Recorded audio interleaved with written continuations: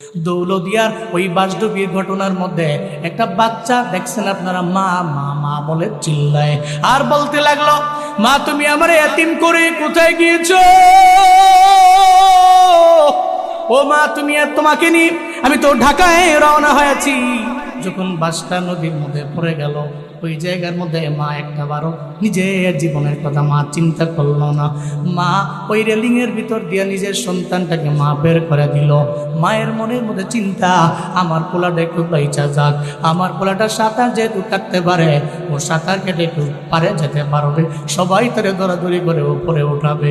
মার মনের মধ্যে চিন্তা নিয়ে রেলিং দিয়ে নিজের সন্তানটাকে বের করে দিল। মায়ের কোনো খবর নাই। যখন সন্তানটা আইলো, সন্তানটা চোখের পানি ফালায় ফালায় কান্না করে আর সবাই রে বলে, সাংবাদিক ভাইয়েরা একটু বাসের দিকে দেখো না, আমার মায়ের একটু উদ্ধার করা যায় কিনা, কারণ আমি মায়ের সারা জমিনের মধ্যে কেমনে থাকবো। আমি মায়ের সঙ্গে রওনা হলাম, ঢাকায় যাব, কিন্তু যাওয়ার পথে আমি তো বেঁচে গেলাম, আমার মা তো বেঁচে নাই, আমার মা তো জমিন থেকে বিদায় নিয়ে মনে হয় চলেই গেল। এই দৌলদিয়ার ঘটনা তোমার আমার স্মরণ করে দেয় মরণ। তোমার আমার কি পরিমাণে কাছে আমার আল্লাহ অসহায় বানাইতে দেরি করে না। হঠাৎ করে আমি দুনিয়াছি, আবার তো আমি চাইলেই হঠাৎ করে আমার আল্লাহ চাইলেই আমি গরিব হয়ে যাব।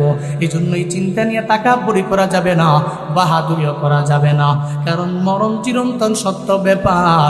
তবে কোন জায়গায় হব আমি আপনি জানি না, যেহেতু জানি না তাহলে আমার আপনার দ্বারা জীবনে কোনোদিন তাকাব্বুরি আর অহংকারী মানায় না। দেখেন রবের কি খেলা। ভিতরের সামনের 2 সিটে উনি আর ওনার ছেলে বসছে, আর পেছনে ওনার মেয়ে আর ওয়াইফ বসছে। তো ছেলেও নেমে গেছে, তারপরে উনিও নেমে গেছে, এমনকি তার স্ত্রীকে পর্যন্ত নামাইতে পারছে। খালি ওই বাসের মধ্যে ছিল তার কন্যাটা, বয়স মাত্র 13। কিন্তু আরো অবাক হবেন, তার সিনার মধ্যে ছিল 18 পারা কোরআন।